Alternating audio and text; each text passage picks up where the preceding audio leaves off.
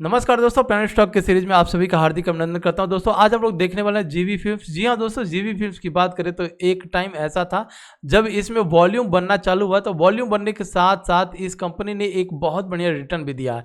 लेकिन अब क्या करें दोस्तों, जब ये लोअर सर्किट लगना चालू हुआ तो हमें क्या इस कंपनी में होल्ड करना चाहिए या एग्जिट होकर के बाहर हो जाना चाहिए, ये सारा कुछ हम लोग इस कंपनी में देखने वाले हैं। तो दोस्तों सबसे पहले किसी भी कंपनी को बाई करने से पहले या उसमें एग्जिट करने से पहले एक बार थोड़ा सा हम लोग इसे समझने की कोशिश करेंगे कि आखिर ये कंपनी करती क्या है। इसमें अगर ये कंपनी करती है तो क्या ये कंपनी प्रॉफिट मेकिंग कंपनी है या अपने लॉसेस को रिकवर कर रही है कि नहीं कर रही है, प्रमोटर होल्डिंग का स्टेक बढ़ रहा है कि नहीं बढ़ रहा है, वो सारी चीजें हम लोग देखने वाले हैं। तो सबसे पहले दोस्तों थोड़ा सा इस कंपनी को एक बार एक नजर मार लीजिएगा कि आखिर ये कंपनी करती क्या है। दोस्तों 1989 में जीवी फिल्म्स लिमिटेड भारतीय बाजार में प्रवेश किया था। कंपनी का मुख्य उद्देश्य विभिन्न भाषाओं में फीचर फिल्मों का निर्माण और वितरण था। यह फिल्म व्यवसाय की पहली कंपनी बनी जो भारतीय शेयर बाजारों में सूचीबद्ध हुई और पूरे भारत में इसके शेयर धारक हैं। कंपनी के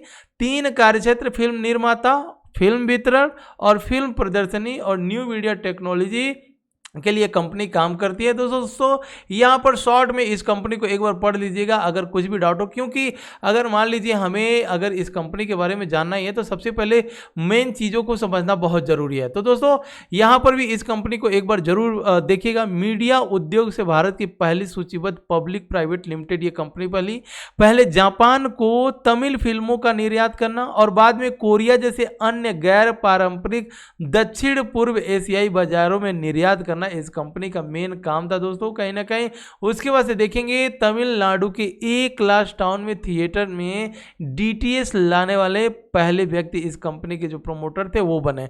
दूरदर्शिता के साथ 1999 और 2000 में वेब कास्टिंग के लिए 6000 से अधिक फिल्मों के लिए इंटरनेट अधिकार प्राप्त किए जो मूल्यवान बौद्धिक संपदा अधिकारों का गठन करते हैं। वर्तमान में 14,000 से अधिक फिल्मों की अपनी लाइब्रेरी है। तो इस कंपनी के बारे में शॉर्ट में हम लोगों ने देख लिया कि कंपनी करती क्या है। किसी भी कंपनी का एनालिसिस करने से पहले हमें ये देखना बहुत जरूरी है कि कंपनी करती क्या है। आइए दोस्तों अब इसके हम लोग फंडामेंटल पर चलेंगे, फिर चार्ट पर हम लोग टेक्निकल एनालिसिस करेंगे। सबसे पहले हम टेक्निकल एनालिसिस यहाँ नहीं करेंगे जब तक हमें फंडामेंटल मालूम ना हो। तो आइए अब आ जाते हैं फंडामेंटल पर। तो फंडामेंटल में हम लोग सबसे पहले समझने की कोशिश करते हैं कि इस कंपनी में क्या है। जैसा कि हम लोग सब कुछ देखते रहते हैं कि कंपनी क्या कर रही है ना।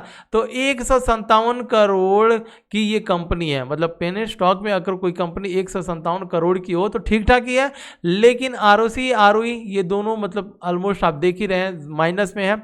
और अगर हम बात करें इस कंपनी के डेप्थ की तो 18 करोड़ की कंपनी है। रिजर्व इस कंपनी के पास कुछ है नहीं, -69 करोड़ का इस कंपनी के पास रिजर्व है। मतलब ये कंपनी बिल्कुल जो है कर्जे में डूबी हुई कंपनी है। प्लेजिंग की बात करें तो प्लेजिंग होगा कैसे जब इसमें प्रमोटर होल्डिंग का स्टेक को चाहिए ना। अब मान लीजिए जिस कंपनी में प्रमोटर होल्डिंग का स्टेक ना हो तो वो कंपनी किसके भरोसे रह जाती है, पब्लिक के भरोसे। तो देखिएगा यहाँ पर प्लेजिंग रहेगा नहीं क्योंकि प्रमोटर होल्डिंग का स्टेक है नहीं। बात करें अगर कंपनी का बुक वैल्यू, अगर इसे हम लोग थोड़ा सा समझने की कोशिश करें कि जो करंट प्राइस इसका है उस करंट प्राइस पर भी क्या ये कंपनी महंगी है या सस्ती है, तो यहाँ पर अगर हम देखेंगे तो इसका 0.24 इसका बुक वैल्यू है। और अगर बुक वैल्यू की बात करें तो बुक वैल्यू से ये 7 गुना प्राइस अभी ऊपर के साइड में भाग चुका है। मतलब ₹1.72 पे ये 7 गुना कंपनी भाग चुका है। अब दोस्तों हम बात करें कि कोई भी कंपनी, जैसा कि मैं बार बार बताते चला आता हूं कि कोई भी कंपनी अगर अपने बुक वैल्यू से 6 से 7 गुना भाग जाए तो वो कंपनी कहीं ना कहीं महंगी हो जाती है। वहीं अगर आईटी की कोई कंपनी है तो उसे हम मान सकते हैं 10 से 15 गुना जाए तब वो महंगी हो सकती है। लेकिन अगर 5-6 गुना पर तो भी वो बाई किया जा सकता है। लेकिन इस यहाँ पर मुझे ऐसा लगता है कि ये कंपनी फिलहाल बहुत महंगी हो चुकी थी। अब दोस्तों थोड़ा सा इस कंपनी को हम लोग फोकस करेंगे क्वार्टरली रिजल्ट पर। तो क्वार्टरली रिजल्ट में क्या ये कंपनी सेल्स कर रही है कि नहीं है। अब सवाल ये उठता है कि दोस्तों कि इसका सेल्स अगर हम बात करें तो मात्र 4 लाख का, पिछले क्वार्टर में भी इस कंपनी ने 4 लाख भी नहीं होगा। तो यहाँ पर देखिएगा 0.04 है ना। उसके बाद सितंबर क्वार्टर की बात करें तो सितंबर, मतलब सब कुछ अगर इसमें नेट प्रॉफिट की बात करें तो आप यहाँ पर नेट प्रॉफिट देखेंगे। नेट प्रॉफिट कैसे बनेगा, जब यहाँ पर सेल्स ही नहीं होगा तो प्रॉफिट कैसे बनेगा। तो यहाँ तक तो हम लोगों ने देख लिया कि ऑलमोस्ट सब कुछ खत्म है। अब थोड़ा सा बैलेंस शीट के ऊपर आते हैं और बैलेंस शीट इस कंपनी के पढ़ने की कोशिश करते हैं। तो बैलेंस शीट में हम लोगों ने यहाँ पर देखा कि बैलेंस शीट, ये देखिए शेयर कैपिटल 368 था, उसके बाद से धीरे धीरे कम हुआ। तो बैलेंस शीट से हमें क्या मतलब, जब इसमें प्रोमोटर होल्डिंग के स्टेक ही नहीं है, ठीक है। प्रोमोटर होल्डिंग का स्टेक अगर रहता तब हम लोग थोड़ा सा शेयर कैपिटल के ऊपर ध्यान देते हैं। बात करें अगर हम लोग रिजर्व में इस कंपनी की, तो रिजर्व आप देख सकते हैं, रिजर्व इस कंपनी में है नहीं। ये quarter on quarter, year on year इस कंपनी में लॉसेस में है। बोरिंग की बात करें तो बोरिंग भी यहाँ पर आप देख सकते हैं, बोरिंग भी पिछले मार्च 2021 से सितंबर 2021 का डेटा देखें तो इसमें भी इसका कर्जा ही बढ़ा हुआ है। तो अब आ जाते हैं चार्ट के ऊपर। पूरी फिल्म की स्टोरी हम लोगों को मालूम चल गया कि नहीं चल गया। तो दोस्तों ओवरऑल कुल मिला जुला करके क्या है, ये कंपनी लॉस मेकिंग कंपनी है। और लॉस मेकिंग कंपनी में भी जिस तरह से अगर इस कंपनी में प्रोमोटर नहीं है तो यहाँ पर कौन से लोग घुसे होंगे, जाहिर सी बात है पब्लिक में। अब पब्लिक में अगर कोई भी पब्लिक में अगर 1% तक का स्टेक रखता है ना, तो उस कंपनी को मतलब सेबी को बताना पड़ता है और यहाँ पर आपको देखने के लिए मिल जाएगा कि अगर कोई भी घुसा हुआ था कौन से लोग हैं जो यहाँ पर पैसे अपने डाल करके रखे हुए हैं। तो यहाँ पर उनका नाम आप देख सकते हैं, वही लोग हैं जो पैसे डाल करके रखे हुए हैं, नाम आप देख सकते हैं।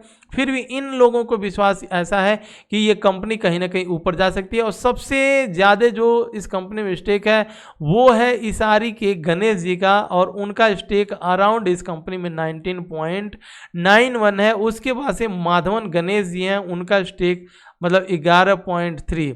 तो इस तरह से है। अब माधवन गणेश, ठीक है, थोड़ा सा गूगल पर सर्च कर लीजिएगा ये लोग कौन हैं जिन्होंने इस कंपनी के ऊपर ट्रस्ट रखा हुआ है और स्टार्टिंग से ही। लेकिन माधवन जी का आप देखिएगा स्टेक उनका कम हुआ है। मतलब हम देखेंगे सितंबर 2021 की अगर हम बात करें तो अगर हम दिसंबर 2021 लेटेस्ट डेटा की बात करें, है ना, तो उनका स्टेक 16 था, लेकिन यहाँ पर उन्होंने कम किया हुआ है। तो जब उन्होंने कम किया हुआ है तो प्राइस जाहिर सी बात है कि थोड़ा सा नीचे आने की चांसेस यहाँ पर हैं। और जिस तरह से ये, अब दोस्तों यहाँ पर हमें दो चीज़ें समझने के लिए मिल रहा है कि सबसे पहले तो इस कंपनी का कोई फंडामेंटल नहीं है। अगर थोड़ा बहुत भी फंडामेंटल ठीक लगता तो हम लोग समझ सकते थे तो इस कंपनी में। और दूसरा ये है कि ऑलमोस्ट ये कंपनी बुक वैल्यू से 7 गुना ऊपर जा चुका है। अब 7 गुना ऊपर जाने के बाद से जाहिर सी बात है करेक्शन है।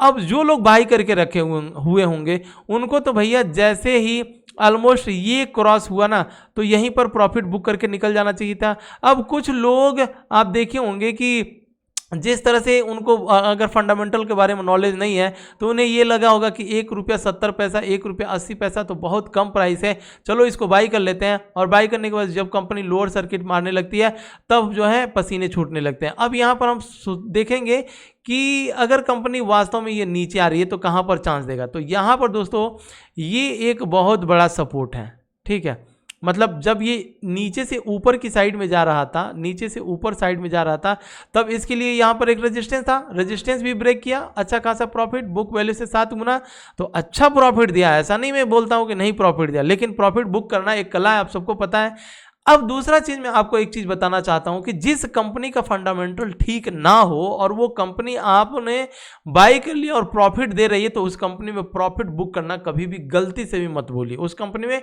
प्रॉफिट बुक कर लिया। अब दूसरा ये कि जिस कंपनी का फंडामेंटल बहुत ही तगड़ा है उस कंपनी को अगर आप कहीं भी बाई किए तो उसको होल्ड करिए, उसमें आपको डरने की जरूरत है। लेकिन ऐसे कंपनी में हमें डरने की जरूरत है। तो यहाँ पर कुल मिला जुला करके हमें ये लगता है कि जब कंपनी ऑलमोस्ट अब देखिए चांस ये कहां पर देगी निकलने के लिए। अब लोअर सर्किट पे लोअर सर्किट लग रहा है, यहां पर आप देख रहे हैं।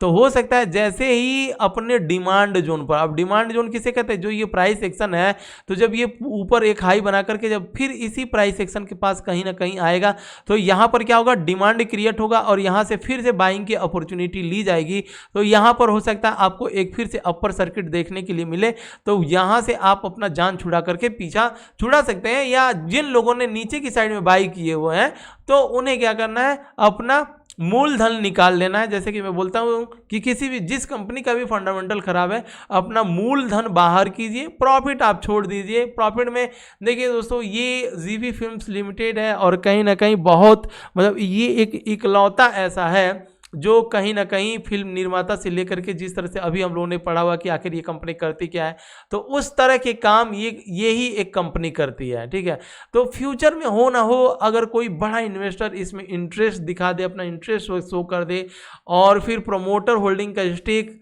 हो ना हो, कुछ अच्छी चीज़ें हो तो प्रोमोटर होल्डिंग का स्टेक बढ़ने लगे, फ्यूचर में क्या होगा किसी को भी नहीं पता। लेकिन जो चीज़ें हमें सामने दिख रही है, जैसे फंडामेंटल पे हम लोगों ने देखा, उन लोगों ने टेक्निकल एनालिसिस करके देखा, हम लोगों ने बुक वैल्यू के साथ 7 गुना 8 गुना कंपनी ये ऊपर भाग चुकी थी, ये देखा, तो एटलीस्ट जो हमें दिख रहा है वो तो दिख रहा है ना। तो हमें ऐसे कंपनियों में बहुत ज़्यादा पैसा लगाने की ज़रूरत नहीं है।